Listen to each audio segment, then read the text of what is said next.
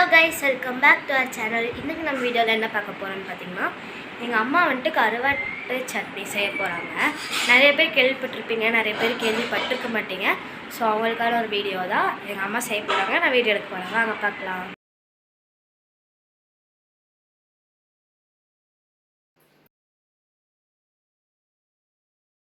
கருவாடு சட்னி எடுத்து நமக்கு என்னென்ன தேவையான பொருள்னு பார்க்கலாமா? வரமிளகா கொஞ்சம் எடுத்துக்கங்க, கொஞ்சம் கருவேப்பிலை தழை, கொஞ்சம் உளுந்து பருப்பு, கொஞ்சம் கடலைப்பருப்பு, கொஞ்சமாக சின்ன வெங்காயம், அப்புறம் 50 கிராம் கருவாடு. கருவாடு வந்து நல்லா கழுவி வச்சுக்கோங்க, தண்ணியில் ஊற வச்சு நல்லா கழுவி வச்சுக்கோங்க. இப்போ நம்ம எப்படி செய்யலாங்கிறது நான் காமிக்கிறேன்.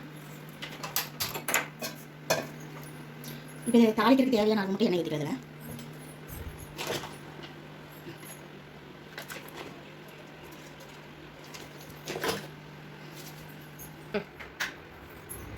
ஃபஸ்ட்டு நம்ம கடலைப்பருப்பு வறுத்துக்கலாம். தனித்தனியாக வச்சுக்கலாம், கொஞ்சம் நல்லா வச்சுருக்கணும்.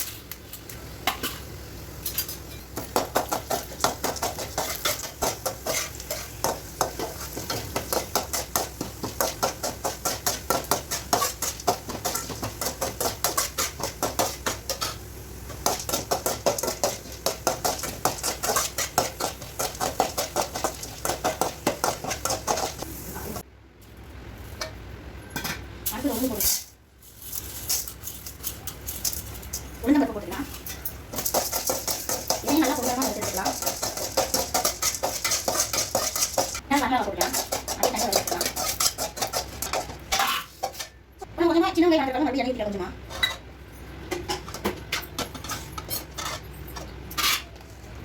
ஜீரகம் 1 ஸ்பூன் போட்டுக்கலாம், வரமிளகா 1 ஸ்பூன் போட்டுக்கலாம். இது நல்லா பண்ணிக்கலாம். இதுலேயே 3 பருப்பும் போட்டுக்கலாம்.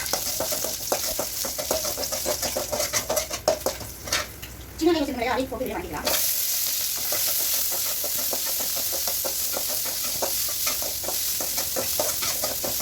கொஞ்சம் வெள்ளம் போடலாம்.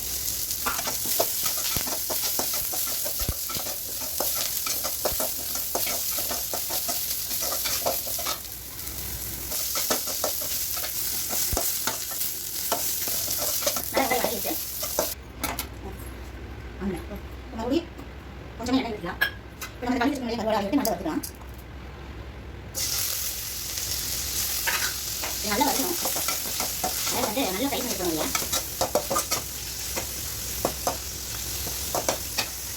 கொஞ்சமாக தேங்காய் போதும். அதுக்கு தேங்காய் வந்து நல்லா ஊற்றி வச்சுருக்கேன். அதையும் நம்ம போட்டுக்கலாம். இப்போ போட்டுக்கலாம். இது வந்து தேங்காய் வந்து தாளிப்பு பச்சை காயில் இதை போடலாம்.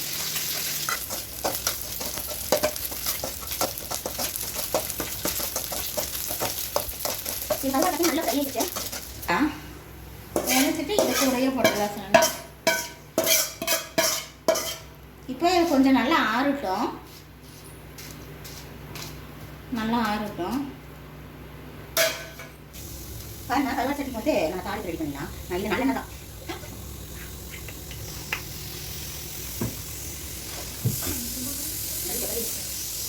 கறி போடலாம்.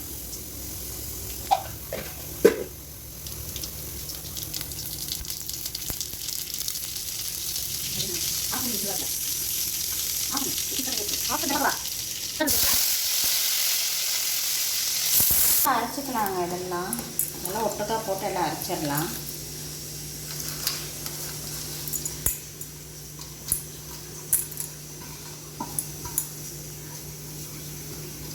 இதில் வந்து கொஞ்சமாக புளி வைக்கணும்.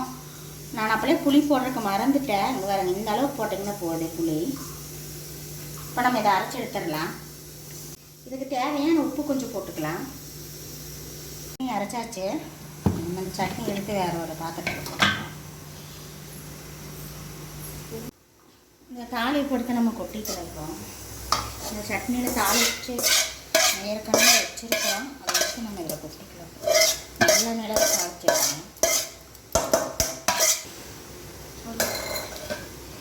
இப்போ நம்ம தாளித்து இதில் கொட்டியாச்சு. பார்த்திங்கன்னா நல்லெண்ணெயில் தான் நம்ம தாளிப்பு பண்ணியிருக்கிறோம். இதில் பண்ணியாச்சு. இப்போ நல்லா இதை நம்ம கலந்து விட்டுட்டோம்னா சூடான சாப்பாடு போட்டு நம்ம சாப்பிட்டுக்கலாம். சூப்பராக இருக்குங்க ஃப்ரெண்ட்ஸ், நீங்கள் பண்ணி பாருங்கள்.